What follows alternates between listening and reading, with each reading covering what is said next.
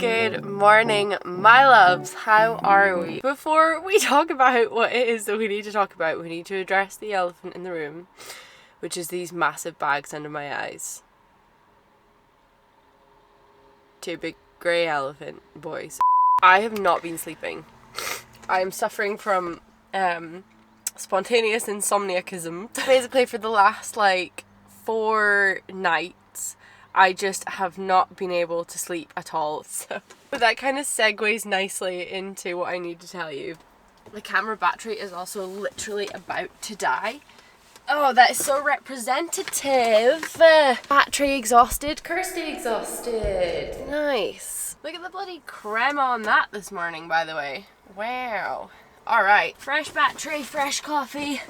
What can go wrong, eh? Hello.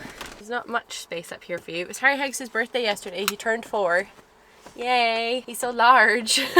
So, we bought a house a long time ago, like 3, I was being very dramatic in my last video actually, being like it was 4 months, it was only 3 months ago. So we bought a house 3 months ago, and literally in the last video I was telling you guys it's probably going to be like another month or 2 months until we're like moving in. No! Oh my god! The current owner messaged us 4 days ago, coincidence as to me not sleeping anymore? I think not, and said we want you to move in a week today. A week today. Oh my god. So if I can use my visual aid to demonstrate this, okay? So we have on our calendar house week, okay? And it was actually a 2-week period. So this was the beginning of the period where we might move into our house. And if I can point you to today, which is this day here, and now they want us to move in on this day. Today, the day they want us to move in. This is not enough time. This is not enough time to have a new window fitted, have all the windows exteriorly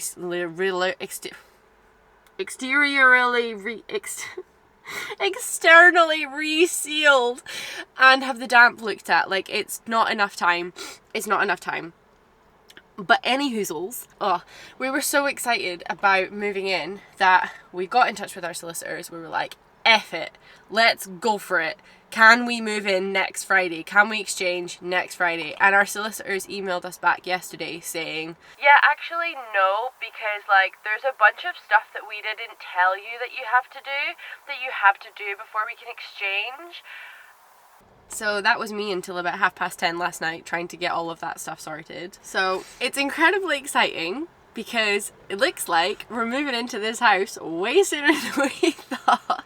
It's really exciting, but it's also so scary because like we're now officially rushing the process. Maybe this isn't the process to rush, you know, buying your first house. So, okay, the plan for today then. What are we doing today?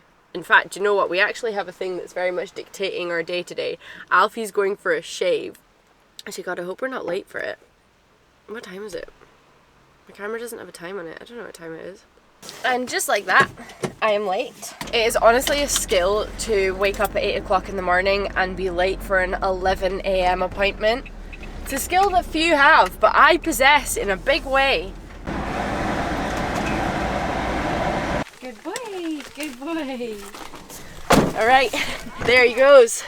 Right, Harry Haggis, what are we going to get up to for the next few hours? We need to go for a food shop, which is probably the least exciting part of the day, but completely essential. So let's go for a food shop and then decide what we're doing from there.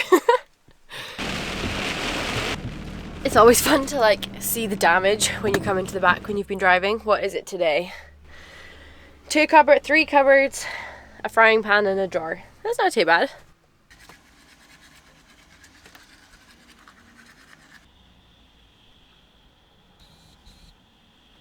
I never understood why anybody took like tote bags to the shops with them, because it's like, well, what's wrong with like the plastic bags that you already have? That's what's wrong. A hole. This is why people use tote bags, because you can sew back up a tote bag. Maybe you could, you know what? I eat my words. I think I'm going to sew this at some point in the future. But for now, I'm going to tote it up. Oh God, stop. I hate myself. All right, let's go.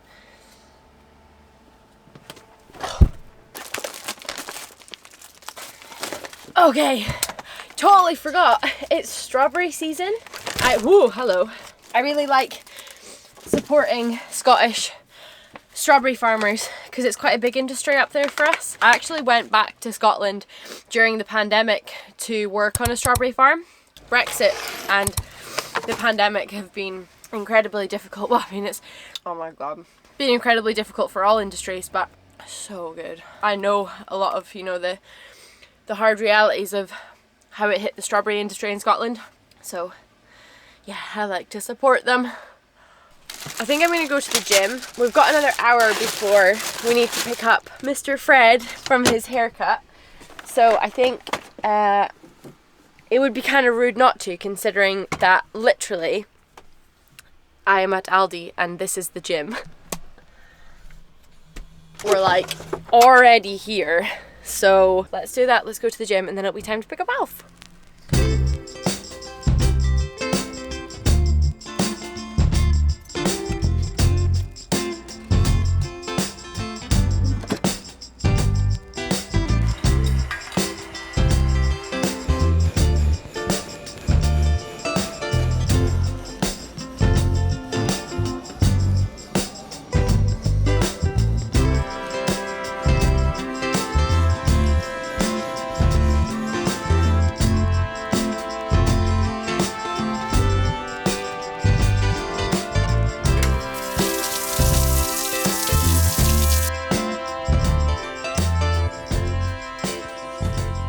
That was a really nice, strong workout.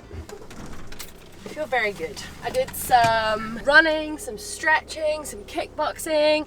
I did the sledge, my new PB on the sledge. I did like 115 kilograms, which is quite cool. I've been doing this thing on the treadmill recently that I'm flipping loving, where you start off with the pace that you're comfortable running at for like an hour, and then every minute you put the pace up like one increment until you've been running for 5 minutes. Like by the end, when that final minute is, oh my, that is where you get your mental grip for the day. Like by the time the last minute comes around, I am like screaming at myself like, you've got to fight for your shitty life. Trying to get you to fight for your shitty life. Mentally, obviously, internally screaming. I'm not actually like shouting profanities at the rest of the gym. But right, Alfie is ready, so we're gonna go get Alf. Alright. Oh, I'm excited to see what he looks like. A little shaved boy dog. Let's go. Oh, there he is. Oh, there he is. Alfie, look at you. Oh, he looks so handsome. That lady is so nice. It's now glorious sunshine outside, so I have no idea if it's gonna last, but I'm gonna eat some lunch and take you guys to have a look at the tatties and just, I mean, there's gonna be nothing to see, but let's just go look at them anyway and get excited about the possibility of tatties.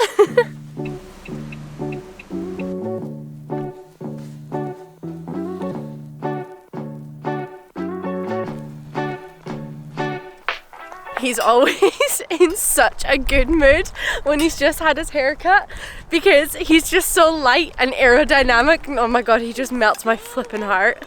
I can't remember if I actually finished my point about why I'm losing so much sleep over the house situation like happening quick, but basically if the current homeowner decides to just say F it and not actually follow through on the promises that they've made because they have no legal obligation to, then we'll be out like hundreds and hundreds and hundreds of pounds.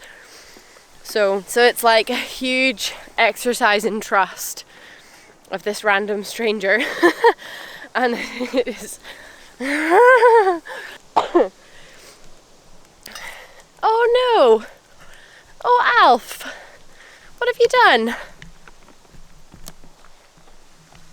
What have you done, Bobo? Okay.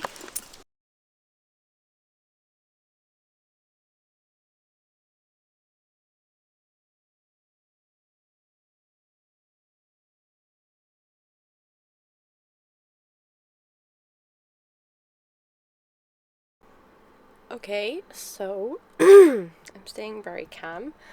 I've just been on the phone to the vet who said we just need to monitor him. I need to keep him in the dark. Hence, I've put all the shutters up to make it nice and dark for him. She said I need to be calm because I was not calm, so I'm trying really hard to be calm right now. Oh my god, this is a big lesson for me. I didn't have my phone with me and I didn't have a bag, so I was like holding all the stuff. I was like holding the compost bin, my bottle of water, the camera, everything, because I was like, oh, I don't need a bag. And I was like, oh, I don't need my phone. It'll be nice to have a little break from my phone and leave it in the van. So I had to just throw all the stuff that I was holding into the bushes, pick Alfie up, and just start running. Just start running as fast as I could back to the van to get my phone to call the vet. And sort of like as I was running, I was like, he was still seizuring, and I don't know, that might have been the wrong thing to do. I don't know. He had a seizure once before when he got like accidentally poisoned by a bloody farmer, and everything happened like real fast when that happened, and he ended up being in intensive care for 2 nights. He got like, bless him, he got pet ambulanced to the pet hospital. Oh my god. That was an awful experience for him. But that happened. Oh, that's the vet. Okay, that's the vet. Hello? Hello, is that Alfie's owner? Yes. Hi, I'm just calling you back from Drake Aspects for Pet. Thank you. Hiya, so I've spoken to our head nurse. Okay, right. So just have the phone with the vet. God, it's so mad because like you as an owner, when these sorts of things happen to your animal, it's so out of the realm of ordinary that it's so difficult to deal with. But then obviously the vets, they see this sort of stuff every day and they know that it's probably nothing, it's probably fine, so they're just so calm, and it's just like it calms you down to hear how calm they are. Like, they're not worried. Like, they've even said that he doesn't even need to come in and be checked if I don't want him to be. They've said that they're happy for, because it stopped and because he seems okay now, they're happy for me to monitor him at home and then just like see if another one happens. But I'm not doing that. I'm taking him in. I want him to be looked at. So he's booked in for an appointment in an hour and a half. This is so not where I saw this video going. We were supposed to go see the ties. We weren't supposed to be going for an emergency vet appointment. It's the thing with animals, like, it's probably the same with kids as well. It's just like things can turn very quickly.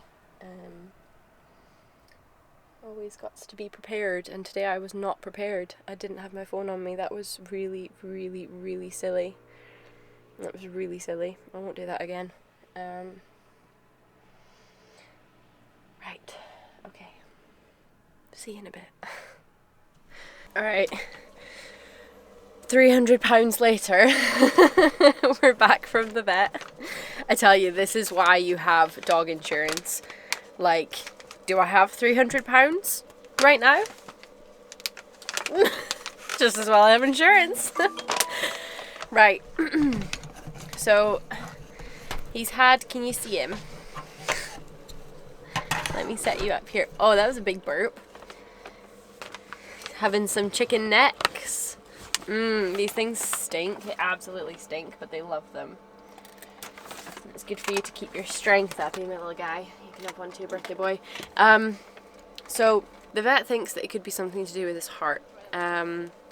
They listened to his heart and it was a bit slow, which isn't what they would have expected, especially with him being like in the vets and stuff. And he was literally, unbelievably, he was actually in the vet yesterday getting vaccinations done. So he has it fresh in his mind that the vet is not the place you want to be because that's where the needles are. So yeah, it's unexpected. It is unexpected that his heart rate would be low. They have done a blood test. They've sent me away with some really fun rectal solutions, which, oh, hello. It's a diazepam rectal solution. Apparently if he has another seizure, then I stick this up his butt and it'll help him out. God. And basically we're just waiting for results from the blood test now, so they're going to be a week before we know anything. And oh my god, he's not allowed to go for a WALK until the blood test results come in. He's got to stay inside for a week. Oh no. Oh Fred, I can't believe it. Oh, I can't believe it. Hello my loves. So it's the next day. Alfie's doing really good. He was totally fine overnight and he's just having a super relaxing, calm day in bed with no WALK, the poor boy. But I just wanted to share a little bit more of what happened when he was actually seizing, because I actually did the wrong thing and I didn't know that I'd done the wrong thing.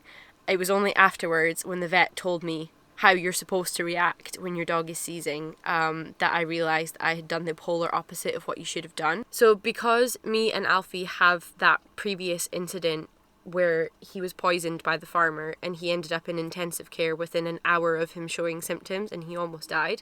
So my reaction was, I saw him seizing, it reminded me slightly of that previous time, so I physically picked him up and started running with him back to the van to try to get to the vets as soon as possible. But that could have actually caused spinal damage and that could have actually caused him to become paralysed, and I did not know that at all. And that's quite a scary thing to wrap your head around. He's fine. The vet had to have a proper sit down chat with me and be like, look, he's absolutely fine. You have not done any damage. Your dog is okay. Just for next time. So remove anything from their vicinity that they could injure themselves on. Support their head. If you can get a pillow or something under their head, then that's fine. That'll protect their head from the floor. And you have to just let it happen. You have to just let it play out, which is that's so against your instincts, but that's what you have to do. You have to just let them seize, let them jerk around and wait until it's over. And you should wait a good few minutes after they've finished seizing before you try to encourage them to stand or walk. I think actually you're supposed to not even encourage them to stand, just let them do it on their own. But yeah, so I was very lucky that I haven't done any damage to Alfie, but that was a possibility, and that happened because I was ignorant and I didn't know what you're supposed to do in the event of a seizure. So, yeah,